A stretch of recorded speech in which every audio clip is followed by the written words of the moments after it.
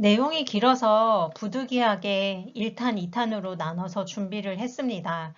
두 번째는 중소기업 취업 청년 전월세 보증금 대출에 대해서 이야기를 해드리고요. 마지막에 공통된 그 청년 전용 버팀목 전세 대출, 월세 대출과 중소기업 취업 청년 전월세 보증금 대출에서 공통적인 사항도 나오기 때문에 1탄, 2탄을 모두 봐주셨으면 좋겠습니다. 그 다음에 중소기업 취업 청년 전월세 보증금 대출도 있어요. 내가 중소기업에 취직을 했다라고 하면 요게 더 좋거든요. 왜냐하면 일단 대출 금리가 더 저렴합니다. 이것저것 우대금리 필요 없이 연 1.2%예요. 그러니까 제일 좋죠. 자, 얘는 부부 합산 연소득 5천만 원 이하이고 그 다음에 단독 세대주일 경우에는 3,500만 원 이하, 순자산은 아까와 동일하게 3.25억 원 이하 등등등이 되고요. 얘는 만 19세에서 34세 이하이긴 한데 여기서 이제 군대 갔다 왔다 하면은 군대 기간만큼 플러스를 해주면 됩니다. 네, 18개월이다. 그러면 만 34세에서 플러스 18개월, 35점 몇 세죠? 네, 이렇게 플러스 하시면 되고 그 기간이 만 39세까지 이렇게 연장이 된다라고 보시면 되고 얘는 대출 한도가 최대 1억 원이에요. 네, 그리고 100% 나와요. 네, 아까는 그 전세자금의 80%만 나왔잖아요. 얘는 최대 1억 원 이내에 100%. 네, 이렇게 나오기 때문에 얘가 조금 더 많이 나오고 금리도 더 저렴하다고 볼 수 있죠. 대출 기간은 네, 최초 2년이랑 최장 10년까지 이용이 가능합니다. 그리고 얘는요, 만약에 연장할 때마다 이제 뭐 연봉이 오를 수도 있고, 그리고 또 이제 대상이 달라질 수 있잖아요. 그랬을 때 그 2회 연장 취급 시부터 이제 4년 뒤부터는 버팀목 전세자금 대출 금리로 해서 적용돼서 네, 금리가 조금 인상된 상태로 진행이 가능하다고 합니다. 그러면 중소기업이 어디가 중소기업인가요? 라고 이야기를 할 수 있잖아요. 질문할 수 있는데 그냥 통상 대기업이나 공공기관 아니다 라고 하면은 뭐 중소기업으로 보고 대출해 준다고 합니다. 네, 그리고 취업이 아니고요. 창업하는 경우도 많잖아요. 그래서 창업해서 이런 그 중소기업진흥공단의 창업 자금 네, 이런 것들 지원받고 있으면 중소기업으로 보고 요 대출이 가능하다고 합니다. 그런데 또 이런 질문 있을 수 있잖아요. 제가 중소기업에 다니긴 하는데요. 1년도 안 됐거든요. 그러면 저 대출 되나요? 라고 했을 때 대출은 되는데 한도가 줄어들 수 있습니다. 그리고 제가 요거 대출 받았는데요. 저 대기업으로 이직했는데 그러면 저 어떻게 돼요? 라고 질문할 수도 있는데 요게 2년에 한 번씩 갱신이 된다고 했잖아요. 그래서 갱신이 될 때까지는 문제없이 그냥 그 집에 거주하면 되고요. 갱신 이후에 이제 그 은행과 좀 다시 한번 이야기를 해볼 필요가 있을 것 같습니다. 네, 그래서 중소기업 기준은 이렇게 된다라고 보시면 됩니다. 자, 요 가능한 주택은요. 임차 전용 면적 85제곱미터 이하 주거용 오피스텔 포함되고요. 얘는 2억 원 이하예요. 아까 그 청년 대출 같은 경우에는 청년 전용 전세 자금 대출 이름이 다 너무 어려워요. 네, 그런 경우에는 아까 임차보증금 1억 이하였잖아요. 얘는 2억 이하예요. 네, 그리고 한도는 1억.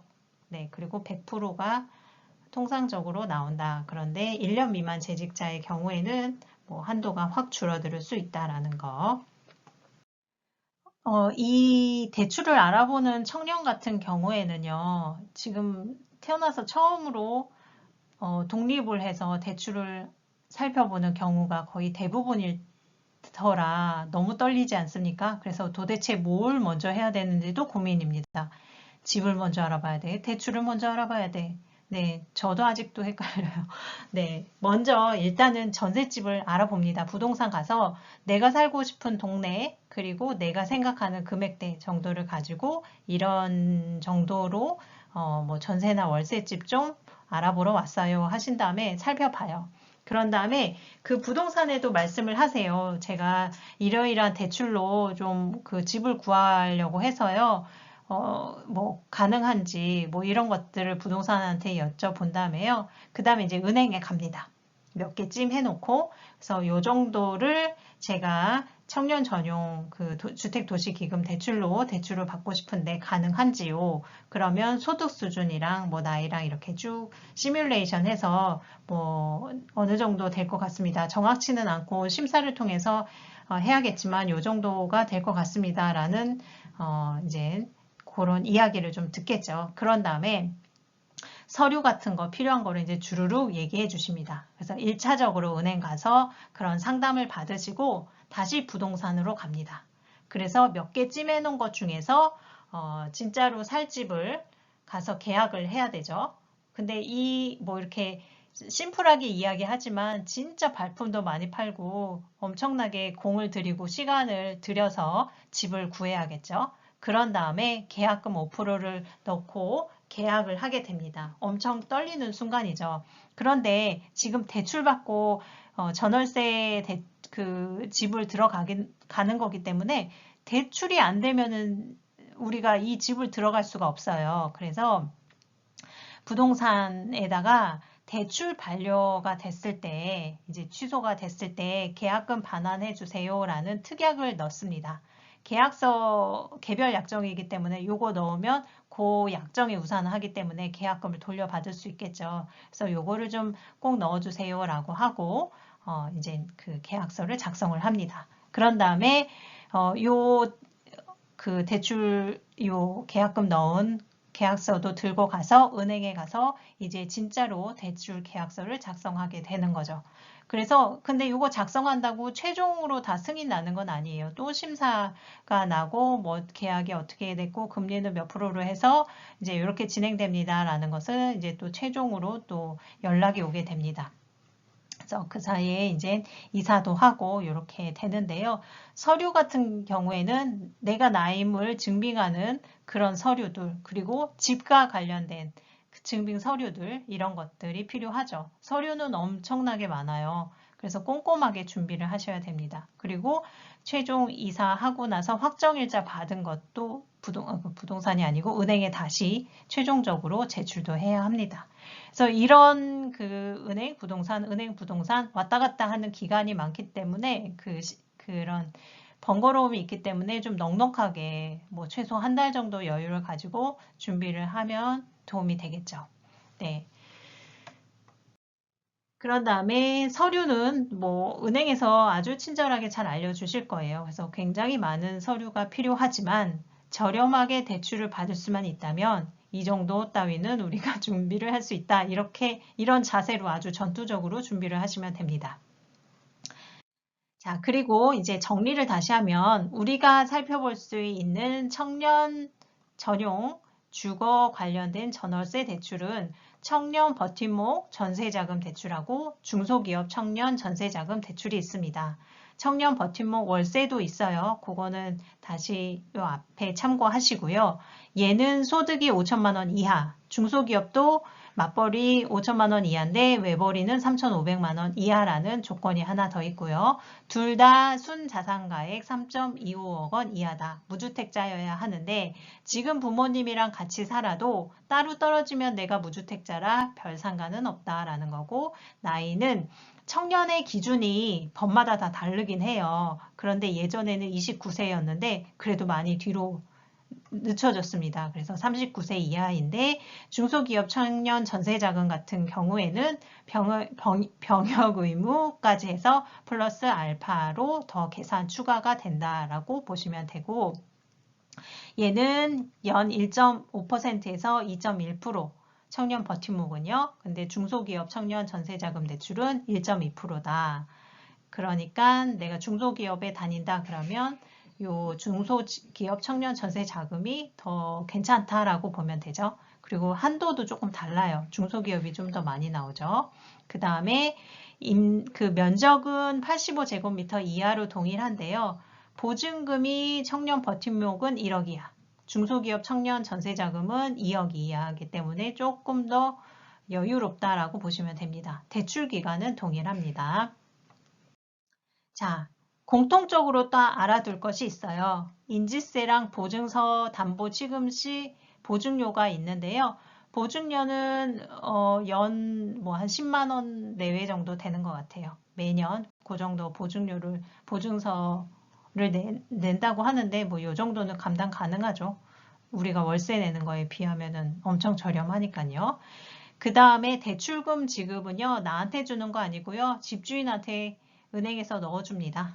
네, 그렇게 하시면 되고, 그것만 잘 들어갔는지 확인만 하면 되죠. 그리고 요 대출을 할 때 수탁은행으로 지정된 데가 5군데가 있다 그랬죠. 우리은행, 국민은행, 기업은행, 농협, 신한은행 가셔서 하는데요. 만약에 한 군데서 안 된다고 했어요. 나머지가 다 안 되는 거 아니에요. 여기선 될 수 있고 또 여기선 안 될 수 있고 다 다르기 때문에 계속 발품을 파셔야 합니다. 그 다음에 대출금 취급 영업점 요것도 중요한데요. 어디서 받아야 되냐면 내가 이사갈 동네 있잖아요. 거기 내가 이사갈 동네에 소재한 영업점에서 취급함이 원칙입니다.